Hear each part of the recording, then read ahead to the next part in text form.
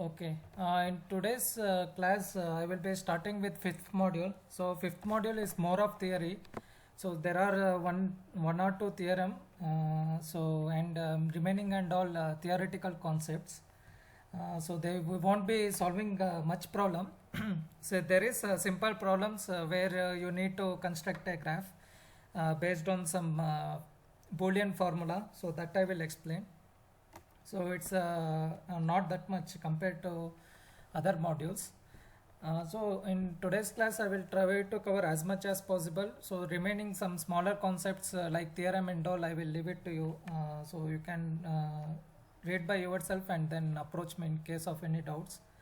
So in fifth module, basically we will be discussing about the complexity measures. Polynomial was non-polynomial time complexity, NP-hard, NP-complete classes.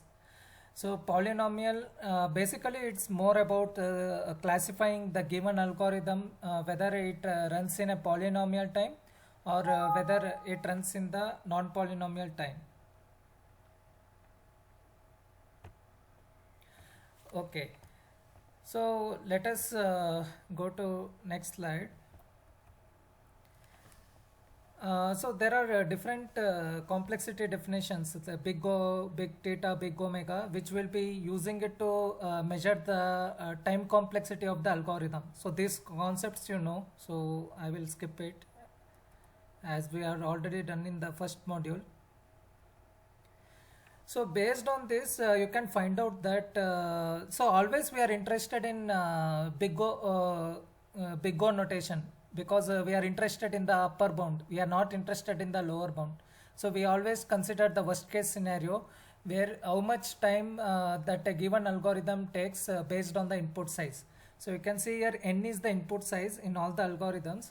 So there are algorithms which will be running at in a constant time of big O of 1, then big O of log n. Sir, we can't see the slides. Sir, share the screen, sir. Okay, if I record, it's creating a problem. 1 minute.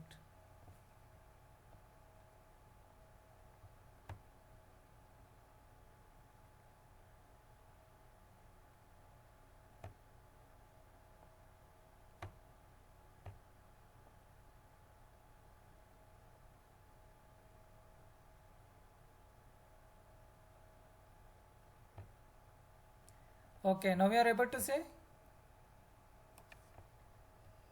Yes, sir. Okay.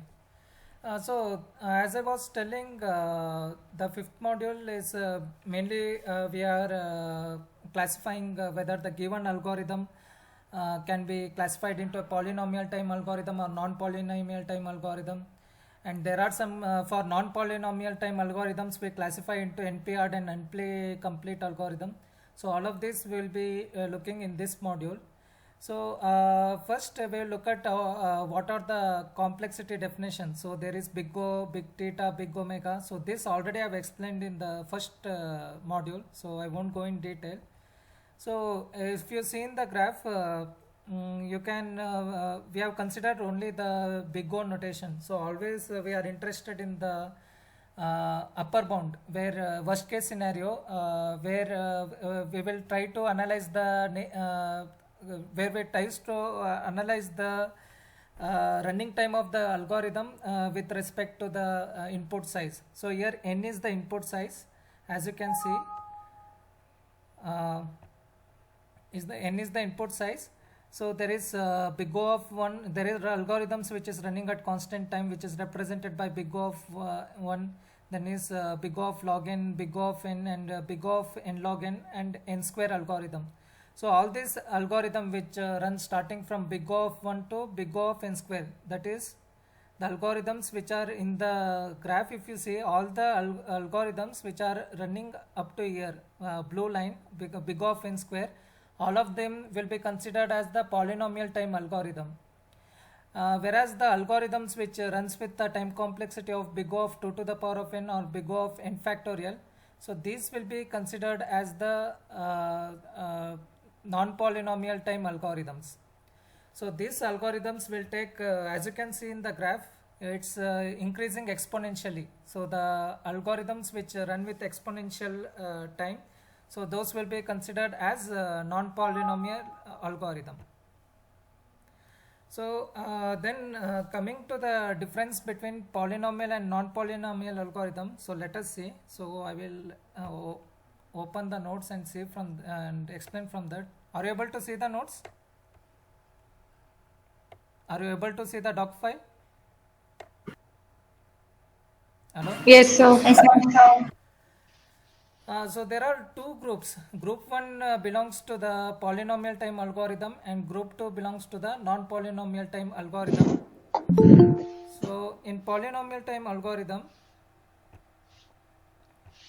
so in polynomial time algorithm, so as you can see, problems with solution time bound by a polynomial of small degree. So so the polynomial, if the algorithms are bound by polynomial small degree, then they can be classified under group 1, and group 2 are non-polynomial algorithms. So here the solutions are not bound by polynomial. So the example I gave is exponential. So here the algorithms runs with exponential time. So these algorithms are also called tractable algorithms. So it is easy to trace. So that's why it's called tractable algorithm, polynomial time algorithms. So these are group 2 algorithms, or some problems are hard to trace and some are intraceable also. So another difference is most search and sorting algorithms are polynomial time algorithms. So in another difference is none of the problems in this group has been solved by any polynomial time algorithm. So the algorithm which has not been able to be solved in polynomial time, so all of those are kept in the group 2. So as I was telling, the searching algorithm such as searching and sorting algorithms which are taking the time order O of log n, O of n log n. So mud sort is O of n log n. So that can be considered as polynomial time algorithm. So even insertion sort which runs with worst case complexity of big O of n square. So that also can be considered under group 1 of polynomial time algorithm. Whereas there are some algorithms such as traveling salesman algorithm and knapsack algorithm. So if you see, they are running with exponential time. So these exponential time algorithms will be considered under the group 2 of non-polynomial time algorithm.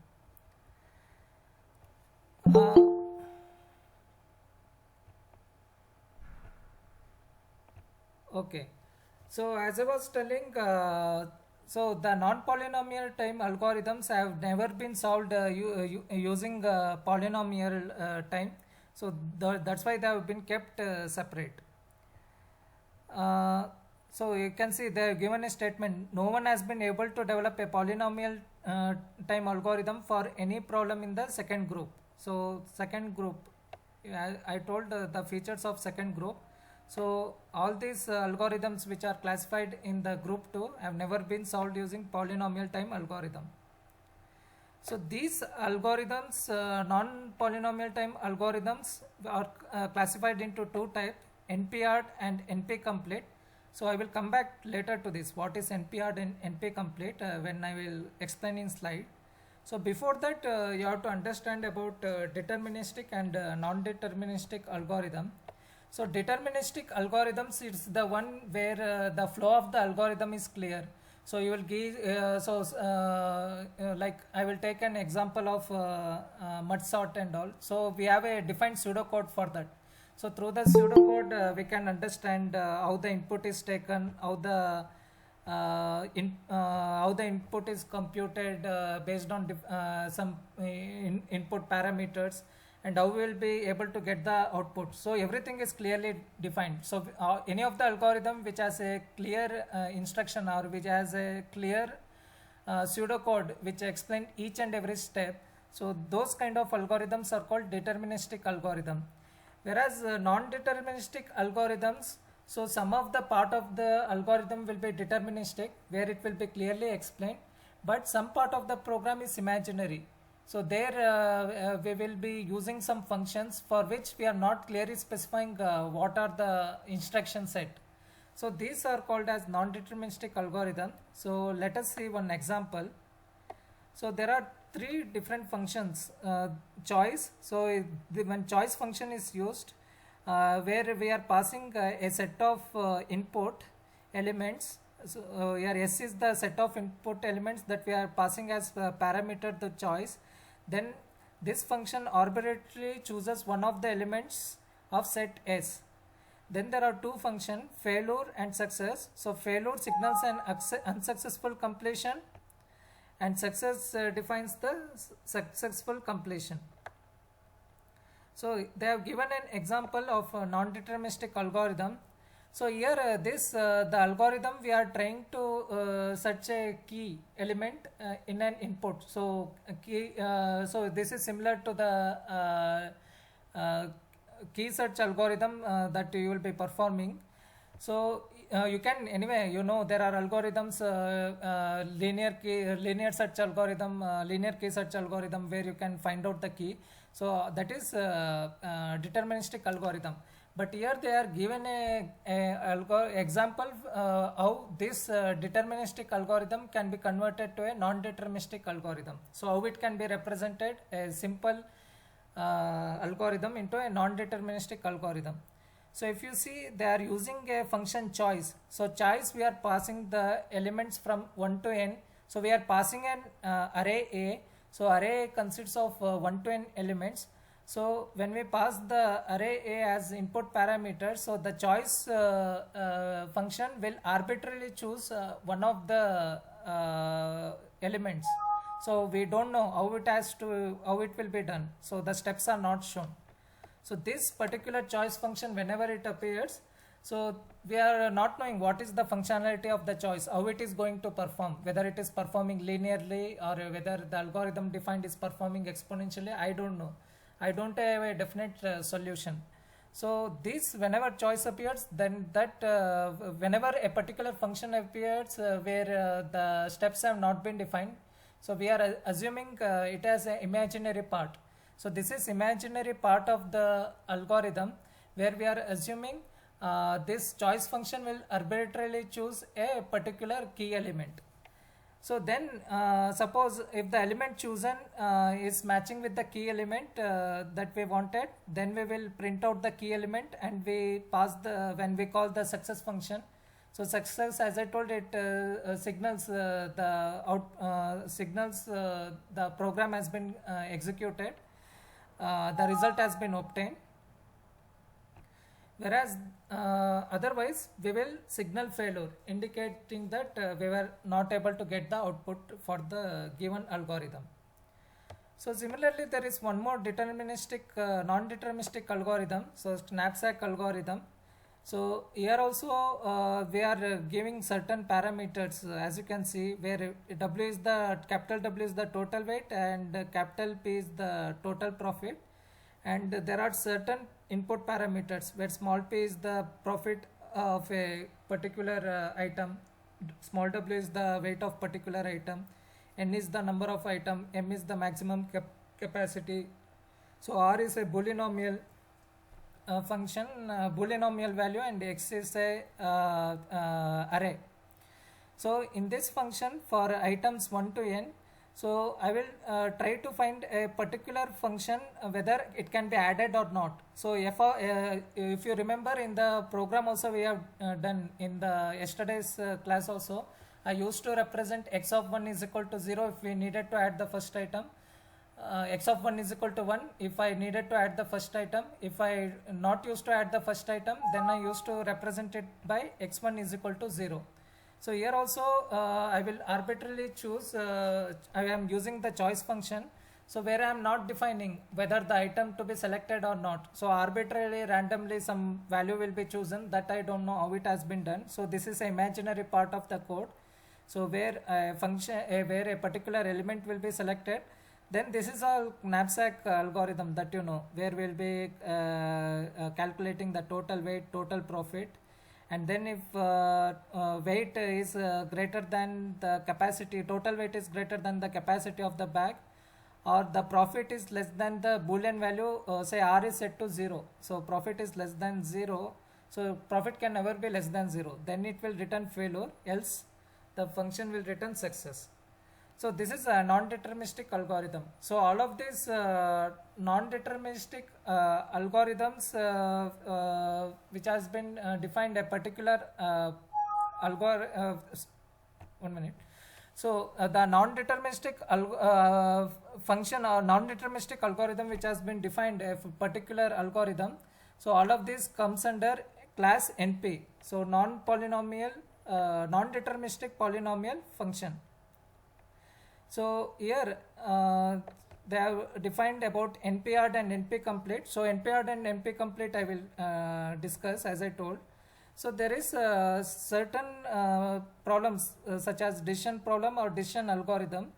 So in decision algorithm, basically we will try to find out whether the given algorithm returns 0 or 1. So basically it returns a boolean value 0 or 1. So as I was telling in the knapsack, so basically we are using choice function to return 0 or 1 there. So here also some decision algorithm will be used which will return boolean value 0 or 1. So those kind of algorithms can be considered as a decision algorithm. Then there is optimization problem or optimization algorithm. So this I had already discussed. So there are two types of optimization algorithm: maximization algorithm and minimization algorithm. So in maximization algorithm, example is knapsack. So where you will select a sequence of items that needs to be inserted into the knapsack bag, so that you can get a maximum profit. Then there is minimization algorithms, where minimization algorithm example is traveling salesman problem, where you will try to find out a least cost path that a traveling salesman can find out. So these some of these decision algorithm and optimization algorithm, so they will be if there is not a proper solution, then they will try to use that non-deterministic algorithm. So those can be classified as NP class non-deterministic polynomial type algorithms. So as I was telling, there is two types P. So P is the set of all decision problems solvable by deterministic algorithms in polynomial time. So I gave example of all searching sorting algorithms. So there is mud sort, quick sort, insertion sort. So all of this will be running in polynomial time. And there is NP, non-deterministic polynomial. It is the set of all decision problems solvable by non-deterministic algorithms in polynomial time. So all of these non-deterministic polynomial algorithms, so we can make use of non-deterministic algorithms. So we can use some imaginary functions, and we can show that it will be running in polynomial time. So here also they are doing that, as you can see. So if you see the choice function, if they use, they are not showing the content of the function. So it will return some value. So based on this, if you apply, it will be running in polynomial time only. It will be worst time complexity will be big of n, which is polynomial time. So using the non-deterministic algorithm, any of the algorithm, if it is proved, it can run in polynomial time. So those will be classified under non-deterministic polynomial algorithm. So again, these NP or non-deterministic polynomial time algorithms are classified into NP hard and NP class. So we will look at it one by one. So always the polynomial time algorithm is subset of non-deterministic polynomial algorithm. So the reason is, what they give is, so previously mud sort was not big of n log n, it has time complexity of big of n log n. So but before the mud sort was being found out, mud sort algorithm was found out, it was placed under non-deterministic polynomial time algorithm. So no one has found that sorting algorithm which could run in order of n log n. So that algorithm would have been placed in non-deterministic polynomial algorithm. but when it is solved, when it is proved that it can be running in polynomial time. So when mud sort was found out and they proved that the time complexity of big O of n log n, so then it was classified under polynomial algorithm class. So all of the algorithms, so most of all of the algorithms can be which were previously in NP class can after some time it will be stored in polynomial class. So that is the reason why has been shown as P belongs to NP. P is subset of NP. So there is some algorithm where we can show that a given algorithm P is equal to NP. So the given non-polynomial algorithm can be is equivalent to polynomial time algorithm. So this can be found out by Cook's theorem. So this theorem has been given. So this I will leave it to you. So you can go through it and then get back to me. So there are some examples of NP complete algorithms also given. So this you can go through. So I will try to cover some of the important concepts, and theorem and all I will leave it to you. Anyway, it's theoretical, so you people go through it and contact me back. Okay, so I was telling, discussed about polynomial, non-polynomial time complexity algorithms. So then I also discussed about class P. So class P is nothing but it's a class of algorithms which run in polynomial time. So it will be having order of n to the power of k, where k is the constant. So example is like insertion sort, which has time complexity of big O of n square, where k value is 2, and n is the size of the input here. Then there is NP. So NP stands for non-deterministic polynomial time algorithm. So these algorithms, as I told, it can be proven that it can run in polynomial time by making use of non-deterministic algorithm.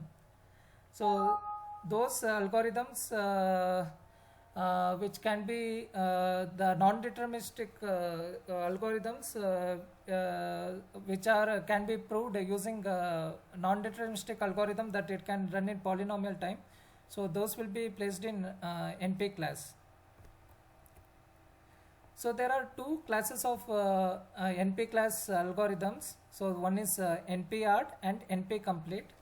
So NP-hard is the problem A in NP-hard if and only if satisfiability reduces to A. So this NP-hard problem, so it can be proven that it can run in polynomial time. So we use something known as satisfiability. So this I will discuss later.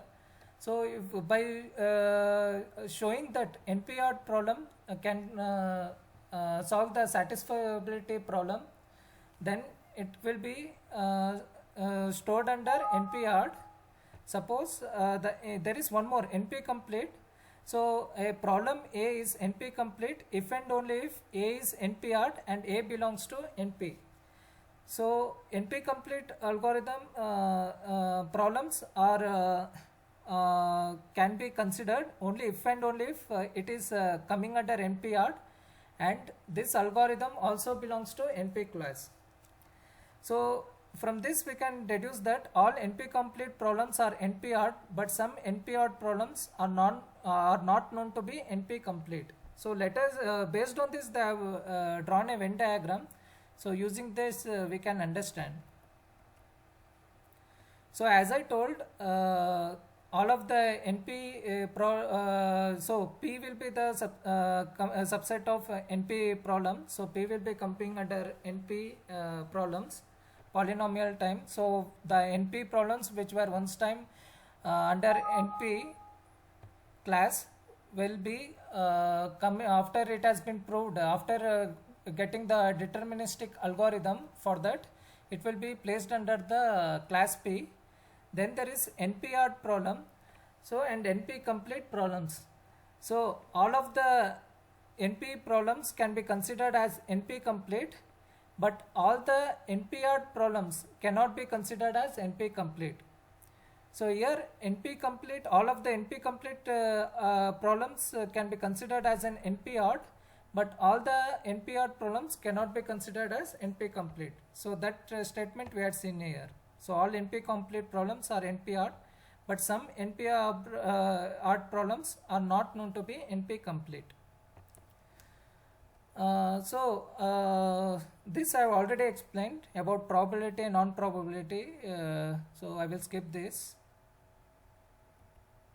So we will find some problems out there where we will try to find out how whether the given problem can be proved whether it is a NP odd problem. Okay, so I was talking about satisfiability.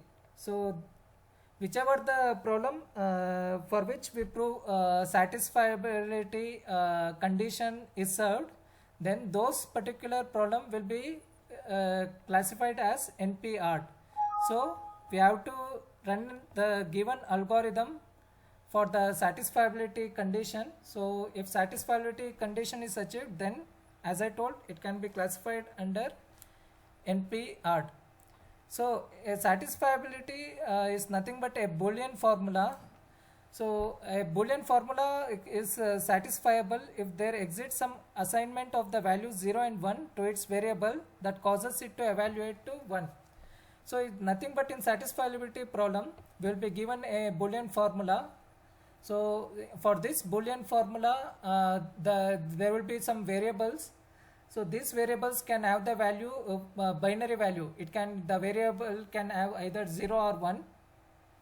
Then the condition is that when the Boolean formula is executed, it should return 1. So if it returns 1, then only the Boolean formula is said to be satisfiable.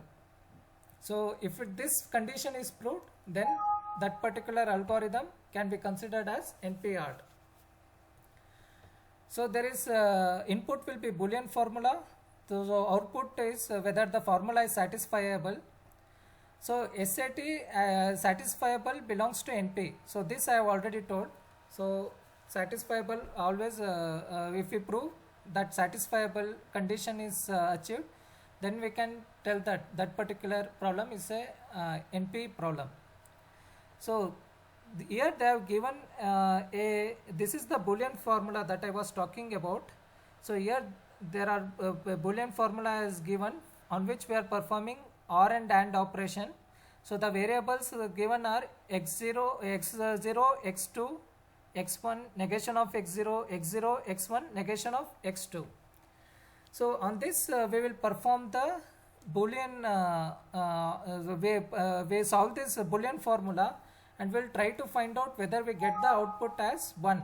So if get the output as 1, then it is this Boolean formula is said to be satisfiable. So this formula that is given will be given in the form of CNF. So these are all called conjunctive normal form. So in conjunctive normal form, we will be given the classes. So classes are, so this one is called one class x0 or x2. So this will be considered as one class. So within the flower brackets, the equation that is coming within the circular bracket, the equation that is coming, that can be considered as one clause. Then this will be considered as second clause, and this will be considered as third clause. So in this function there are 3 clauses.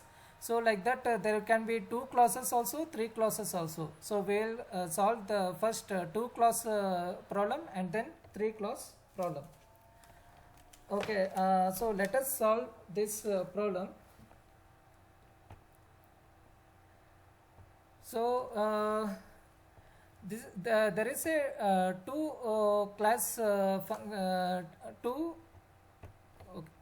conjunctive normal form satisfiable problem. So here each operation has 2 arguments that are either variables or negation of variables. So I told there will be a clause, and each clause will be having the variables.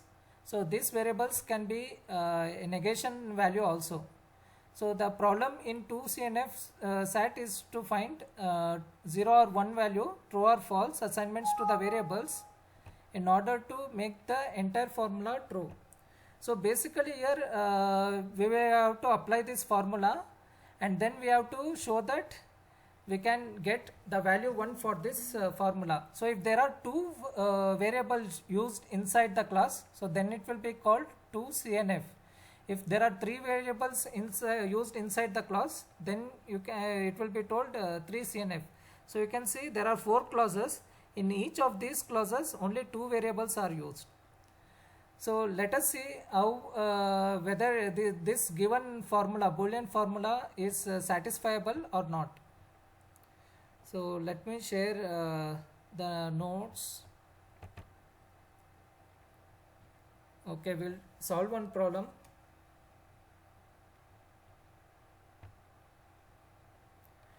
Okay, so they have given, so that same formula I have taken. So negation of x or y and negation of y and z, or x or negation of z and z or y. So initially I was telling that the variable can take a binary value. It can be 0 or 1. So negation of x I will take it as 0 and y as 1. So only when I take this as 1, or operation when I do, I will get 1. So I should, in order to make this formula satisfiable, I should make sure that I will get the 1 as output. So I can get 1 as the output when all of the classes are returning 1. So if all the classes are returning 1, and then if I perform AND operation on it, all of the classes, then I will get value 1. So for that I will be assuming some values. So I told negation of x I am assuming 0. So you can assume 1 as well. So that's up to you. So randomly you can assume any value. So here I am assuming negation of x as 0, then y as 1. Then negation, since I have assumed y as 1, negation of y will be 0. Then z I am taking, why I am taking z as 1 is because 0 or 1 will give me 1. If z value is 1, then only I am getting the value of 1. So that's why I am considering it. Then x, so x value, as I have taken negation of x as 0, x value will be 1. And z I have already taken as 1. So negation of z will be 0. So z value I have found out. Z value is 1 and the y value is also 1. So if you see, if I perform the OR operation on all of these clauses, it will be returning 1. So 1 and 1 and 1, 1 and 1 will give me 1. So this one is satisfiable.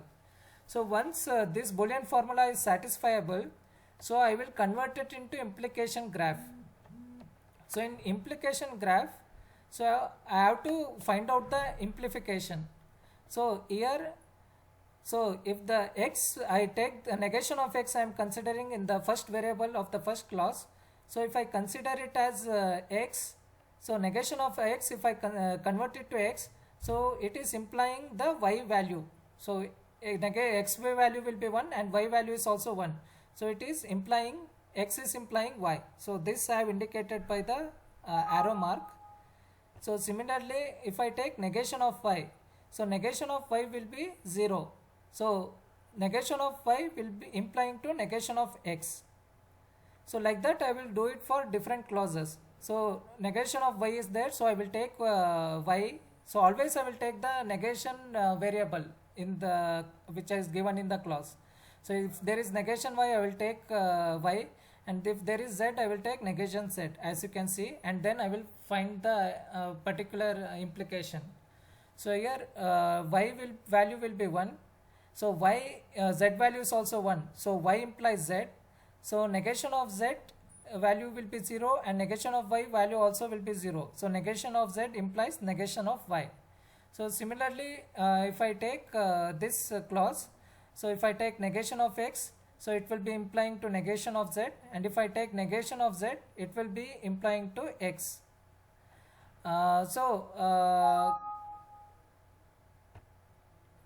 So here I have negation of z, so I will take z, which will imply to x.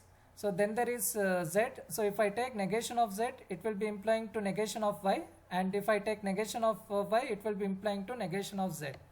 So based on this, I will be constructing the implication graph. So in implication graph, I will write down all these variables. So I will write down negation x, y, then negation y, z. All these variables I will write it as node. So here you can see I have written negation of y, z, then negation x, negation z. So x, negation z. So now all the variables I have written represented as nodes. So now I have to draw a directed graph. So in implication graph, I will be drawing the directed edges. So I will see all of these conditions. So x implies y. So x implies y, I will draw a directed edge. Then negation y implies negation x. So negation y implies negation x. So there I will write a directed edge. Y implies z. So I will write a directed edge from y to z. Then negation z implies negation y. So negation z implies negation y. So I will write a directed edge. Then negation x implies negation z. So negation x implies negation z, that I will write a directed graph. Then z implies x. So z implies x, I will write a directed graph. The negation of z implies negation of y. So you can see negation of z implies negation of y. So that also negation of z implies negation y. That also I will write a directed graph. So one more condition you have to consider is, so there will be a reverse directed path also. So negation y to negation z is also possible. So that I will not consider. So the reverse path will not consider. So even when you are solving, if you are getting a reverse path, so between the same two edges, then you should not consider it. So here I am ignoring the edge from negation y to negation z node. So this is how you will be converting the 2CNF to satisfiable problem to implication graph. So there is one more problem, that is 3CNF. So this is how you will be writing the same problem I had explained there. So this is how you will be converting the 2SAT problem into implication graph. The one condition you have to always remember is, you can't write an edge from x to negation x. Similarly, negation x to x also you can't write an edge. So if you see the graph, so I am not writing an edge from x to negation x. So that you should keep in mind. So if you obtain an edge from x to negation x or negation x to x, then it implies that the satisfiability has failed. So the formula, the given Boolean formula, you can tell it's not satisfiable. So if there is an edge from x to negation x, so the Boolean formula ultimately will be giving the value as 0. So that's why it is not satisfiable. And if it is not satisfiable, then that particular problem will not be placed under NP. So there is 3CNF. So 3CNF, I was telling, in each clause there will be 3 variables. So these variables can be negation variable, or it can be as it is. So it is not easy to solve 3CNF problems using implication graph. So implication graph cannot be constructed for 3CNF. So if I have to find out whether 3CNF satisfies or not, so then I have to go for the another graph that is called click. So coming to click, so there are some examples which explain what are the different types NP problems. So this I am ignoring. So let me come directly to the click. So coming to click, so in click problem, so I have to find out that 3CNF form, whether it comes to NP complete or not. So for this I will be using a SAT formula, Boolean formula. So as I told, it has to return true value. It should return 1 if it is satisfied by NP, if it the given problem falls under NP complete. So any Boolean formula can be reduced to 3CNF form. So we'll see how actually it works. So to reduce a Boolean function into a 3CNF form, we'll be using what is known as click. So previously implication graph you were using a directed graph, whereas click uses undirected graph. So a click is an undirected graph which is a subset of vertices such that each pair is connected by an edge. So here we want to take a problem instance in 3CNF SAT and convert it into click finding. So we'll take a 3CNF SAT problem and we'll try to convert into click finding. So after taking the Boolean formula, and if I apply click graph, so if I get a click of certain size, so if I click size is should be equivalent to number of variables in the clause. So if in the 3CNF the number of variables in the clause is 3, so if I am able to obtain a click of size 3, so then I will be I can tell that the given 3CNF SAT problem belongs to NP complete. So let us solve. So we will construct a graph where satisfying formula with k clauses is equivalent to finding a k vertex click. So as I was telling, so for k clauses, so we should obtain a click of k size k. So we'll see solve one problem, then you will be understanding what actually it is. So let us directly go to the click problem. So here a Boolean formula has been given. So as you can see, in each of the clause there are 3 variables. So there are 3 clause and each of these clause are having 3 variables. So it can be a negation value or it can be direct value. So we'll solve this click problem and then we will see whether it belongs to NP complete or not. So let me solve this problem. So in 3CNF satisfiable problem, so we are given the formula, same formula I have used that was shown in the slide. So here I will try to draw the click graph. So in drawing the click graph, so I have to write down all the variable nodes. So as you can see, I have written the variable nodes x1, negation of x2, negation of x3. So the variables of first clause I have written here. So the variables of second clause I have written here, and variables of third clause I have written here. Then I will connect the x1 to negation of x1. So I will convert to each, I will try to connect through directed graph each and every variable. So the rule again is, when you are connecting a particular variable to another variable, a particular node to another variable node, so you should not connect a particular variable to its negation variable.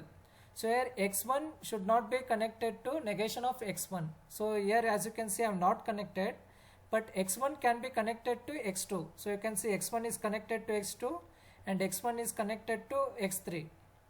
So then x1, which is in clause 1, will be connected to all the variables which are in clause 3. So here you can see x1 is connected to x1. So the variable with same variable you can connect. Only if it is a negation variable of same variable, then you cannot connect. So x1 can be connected to x1 of clause 3, x1 can be connected to x2 of class 3, and x3 can be connected to x1 can be connected to s3 of clause 3. So this is step 1. So in step 2, I will consider the second clause variables and I will repeat the process. So in second clause variables, so I will try to connect negation of x1 with x1, x2 and x3. So negation of x1 cannot be connected to x1, it can only be connected to x2 and x3. So if you see, negation of x1 is only connected to negation of x2 and negation of x3. Then negation of x1 can be connected to x1 and x2 and x3. Sorry, x1 it cannot be connected. So it can be connected to x2 and x3 of the third clause. So you can see it is connected to x2 and x3 of, so it should be connected to x2 and x3. So here one more edge should come, and then like that we will continue. So for each and every variable we will try to connect. So x2 I will connect with x1 negation of x3, then x2 I will connect with x2 and x3 of clause 3, then x3 with x1 negation of x2, then x3 with x2 and x3 of clause 3. So after this I will obtain graph like this. Then in third step I am considering the third clause. So in the third clause I will consider the third clause variables and try to connect with each and other variable of the other clause.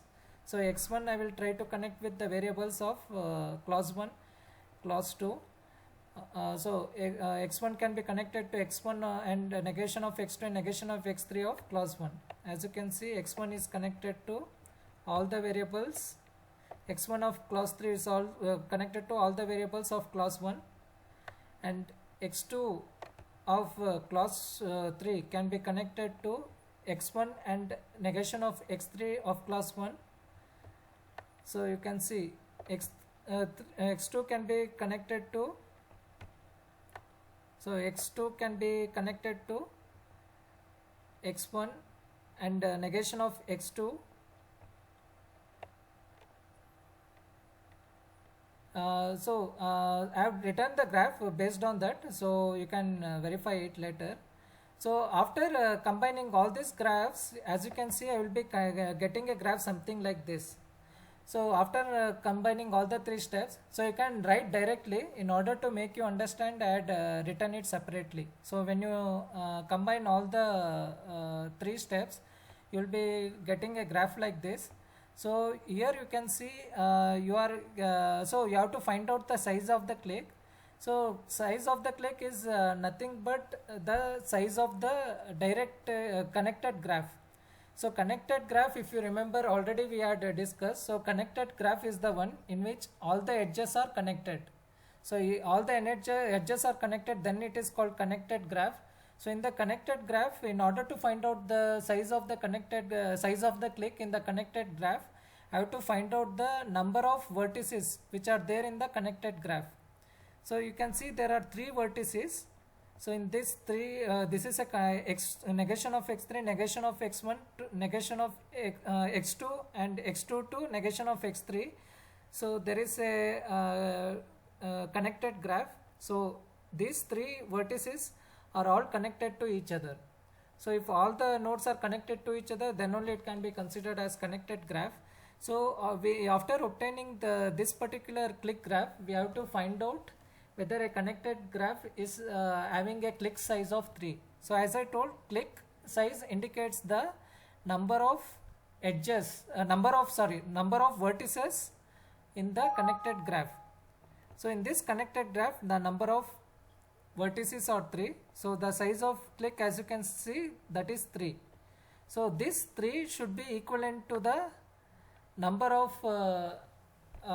variables in the clause. So the number of variables in the clause is 3. So if that is matching, then we can deduce that the particular Boolean function is satisfiable.